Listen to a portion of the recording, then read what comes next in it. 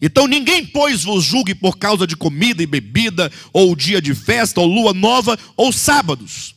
É como que o apóstolo dissesse: ninguém vos julgue porque vocês não praticam essas coisas.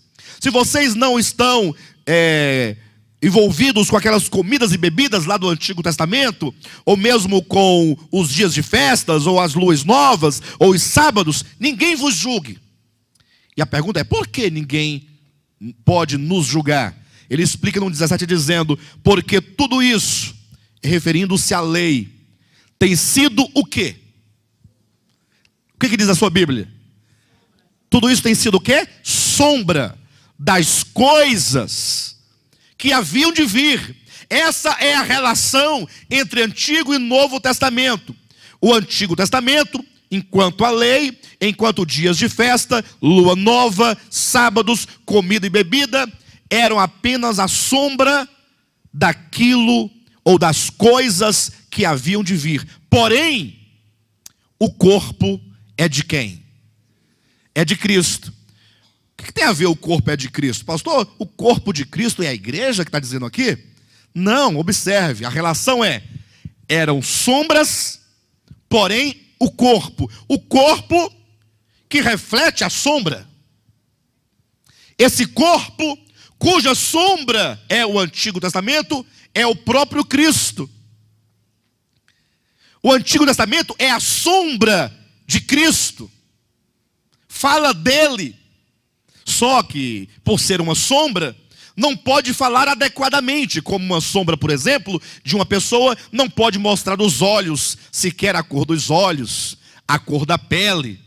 Não pode mostrar o tamanho exato, porque a sombra se deforma, ela cresce demais, diminui demais, de acordo com a posição da luz, não é assim? Então, a sombra apenas mostra que há um corpo, que há uma realidade, mas não dá para decifrar exatamente aquela pessoa.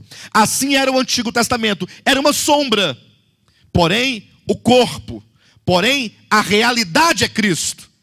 Então essa é a relação entre Antigo e Novo Testamento. E aí começamos a entender um pouco, ou pelo menos a colocar algumas coisas em ordem. Ora, se aquilo que estava nas páginas do Antigo Testamento era uma sombra, então o que as festas de Israel? Páscoa, festa dos pães asmos, primícias, Pentecostes, trombetas, expiação e tabernáculos, o que elas, enquanto sombra, significam no Novo Testamento? Olha a pergunta. Você não pode ignorar isso. Não, as festas passaram, acabaram. Não, eram sombras. Se eram sombras, existe uma realidade dessas festas. As festas continuam, só que agora enquanto realidade. E é essa realidade que nós devemos apreender. Então, observe que só é possível compreender a Escritura quando você tem uma visão geral de toda ela. Atenção, cuidado com as meras referências. O que são as meras referências a que me refiro? É que alguém fala assim: olha, digamos assim, eles afirmam algo, faz uma afirmação, e você fala assim: e olha que está escrito. Aí ele vai procurar um versículo na Bíblia para te provar que aquilo que ele diz é verdadeiro. Aí você lê o versículo, ou seja, a referência, e fala: é mesmo, olha, eu não tinha pensado nisso. Isso é um grande erro, porque a Escritura não se entende com versículos isolados. Só pode ter um entendimento claro da Escritura quando você articula toda a Escritura, quando você lê Gênesis numa perspectiva do Apocalipse, quando você lê os Salmos numa perspectiva dos Evangelhos, ou seja, quando você entende que o Antigo Testamento era uma sombra, e como tal, nós encontramos a sua realidade nas páginas do Novo Testamento. Aí você vai migrar os princípios da lei para o Novo Testamento como quem busca a sua realidade. Como quem busca entender, por exemplo, o que a festa da Páscoa significa hoje. Será que hoje ainda existe a festa da Páscoa em realidade ou não existe? E aí a própria Escritura começa a responder a si mesma num jogo holístico de toda a Escritura Sagrada. Nada de referência isolada. Você tem que olhar, por exemplo, as festas de Israel no contexto de toda a Escritura. Você tem que olhar a igreja no Novo Testamento no contexto de toda a Escritura.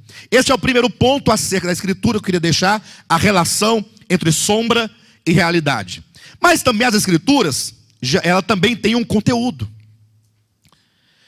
Ou seja, quando diz, nós lemos aqui em Colossenses 1:17, que tudo isso tem sido sombra das coisas que haviam de vir, porém a realidade é Cristo. Então, qual era o conteúdo do Antigo Testamento, ainda que em sombra? Cristo. E se Cristo é a realidade das sombras do Novo Testamento, qual é o conteúdo do Novo Testamento? Então qual é o conteúdo do Antigo e Novo Testamento? Qual é o conteúdo de toda a Escritura? Ou seja, de Gênesis a Apocalipse, nós vemos Cristo. A Escritura é a revelação do Cristo de Deus, da sua pessoa, da sua obra, do seu ministério, da redenção, da sua igreja, que é o seu corpo, que é a sua noiva, tudo que diz respeito a Cristo. A Escritura como um todo, ela então é cristocêntrica.